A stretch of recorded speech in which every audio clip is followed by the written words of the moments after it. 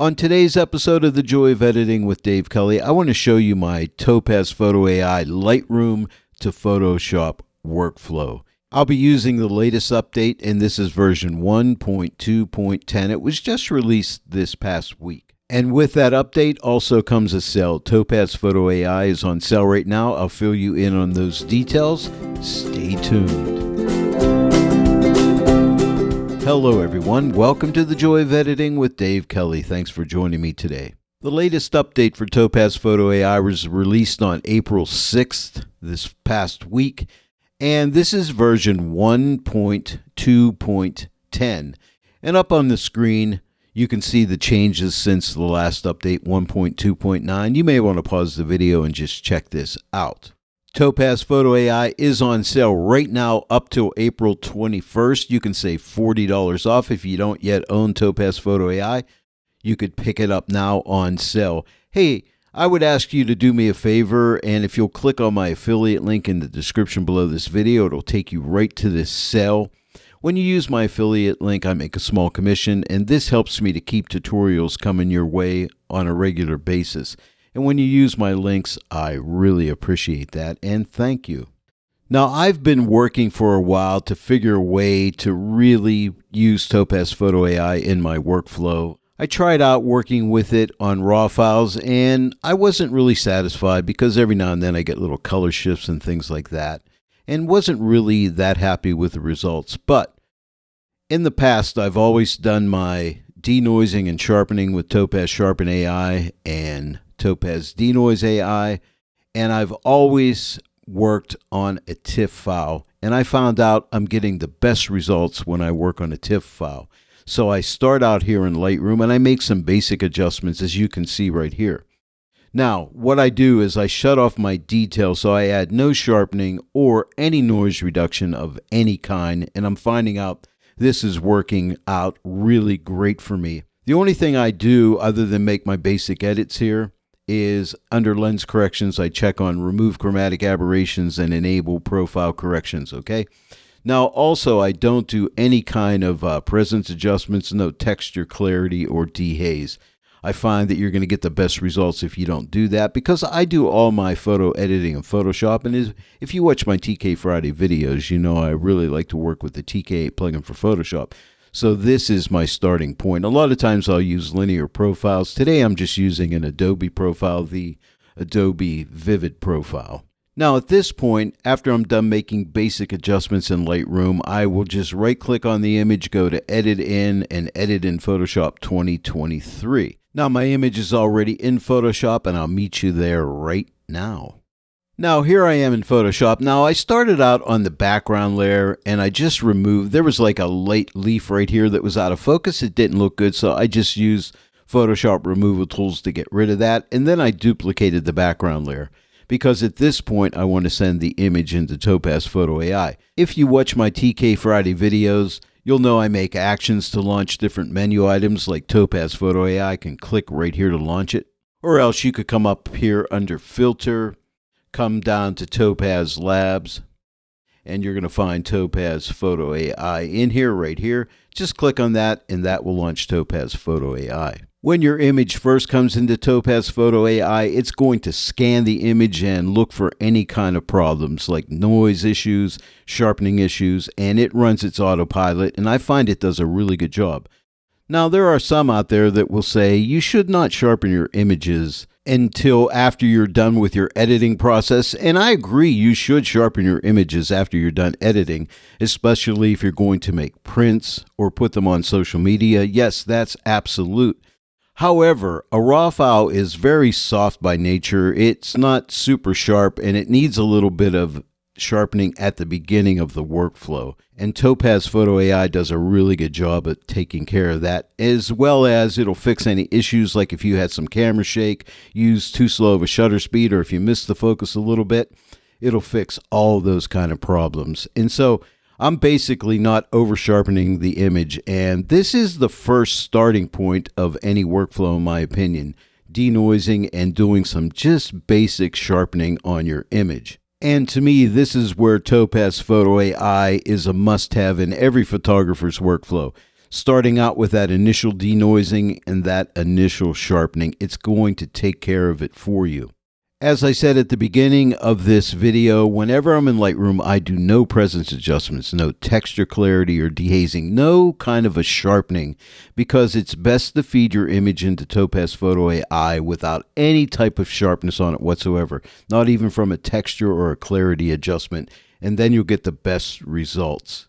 And I also find that the autopilot settings are usually pretty much spot on. Every now and then you might have to go in here. You can open these modules up and, for instance, change the strength of the denoising or change the sharpening. Say if I open up the sharpen, you can see this has chosen lens blur, and this is letting me know I've missed that focus a little bit, so the sharpening module will take care of that for me. It'll fix any kind of soft focus issues, or if I had camera shake, it would choose motion blur. There's no other software out there that can handle this like Photo AI or Sharpen AI for that instance. When it comes to soft images, it does it the best.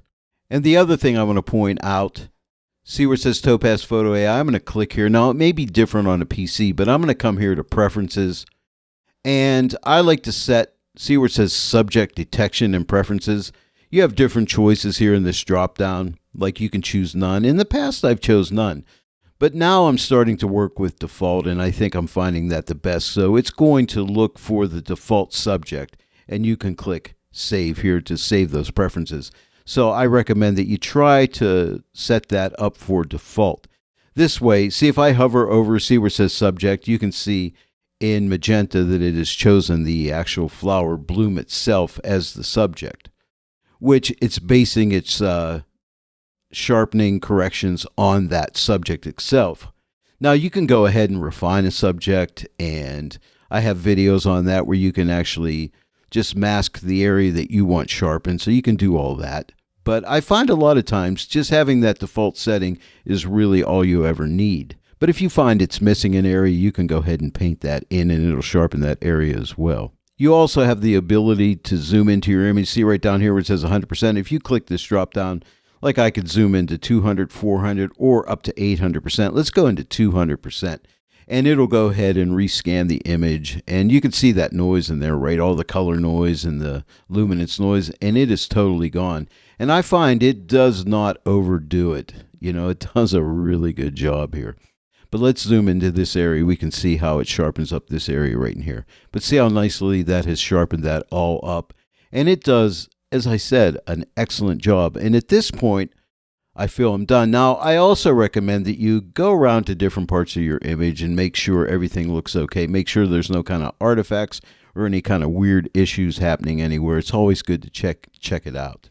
And speaking of issues, this looks like an issue right here. It's over sharpened this area, and this area is out of focus. Okay, so let me left click with my mouse and hold. You can see there's the before and there's the after. So it's over sharpened that area. So we could come here and click on refine.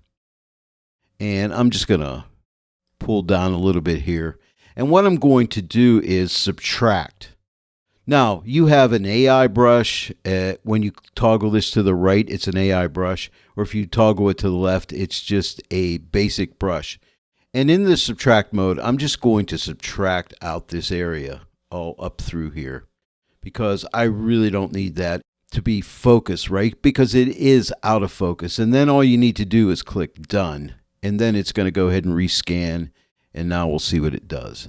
And now that looks good, right? So that's what I mean by checking areas. Make sure you go all around the image. I'm going to come back down here and change this to fit, and I'll let it rescan. But AI is really good, but we can't depend on it ultimately. Sometimes we have to make some tweaks ourselves. And Photo AI gives us the ability to do that with its masking, with its AI brush, and its basic brush. So it's all good. And now at this point, all I need to do is click Save to Photoshop. It'll save this out, and I'll see you back in Photoshop. And now here we are back in Photoshop. I'm going to go ahead and zoom in to 100%. Let's go in even deeper so we can really see here. And I want to show you. And you'll notice it's not over sharpened. Here is the before, and hopefully on the video you'll be able to see all that noise in there and the image itself. Now I basically focused right in this area here, and here is the after. So it's removed the noise and gave me some nice sharpening, not over sharpened. You know, I could have went a little more aggressive in Photo AI, but I didn't want to because I'll be editing this image, and if I want to add more detail to certain areas, I could do that later on in the edit. But this is the initial stage, like I said, and this is where Photo AI is a big part of the workflow right at the very beginning. I'm going to go ahead and change this back to fit the screen. I'm going to click on this button on my TK8 combo panel. This combo panel is a real time saver in your Photoshop workflow. Every Friday, I have a TK Friday video where I work with the TK8 plugin for Photoshop, which includes the multi-mask panel, the combo panel, and this CX panel here, and a My Actions panel.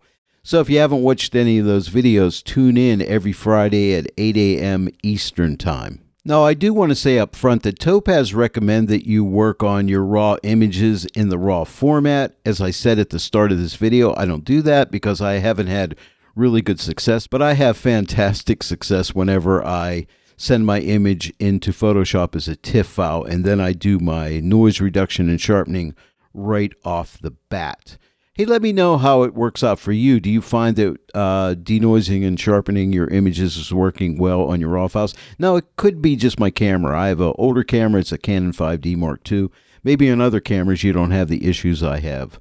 But let me know in the comment section. I'd like to hear your thoughts. Once I really look over the image and I'm satisfied with my results, I go ahead and right-click on this Photo AI layer and just click Merge Down, or you could click Flatten as well. It just saves you a little bit of file space, and then I would start my edit from there in Photoshop.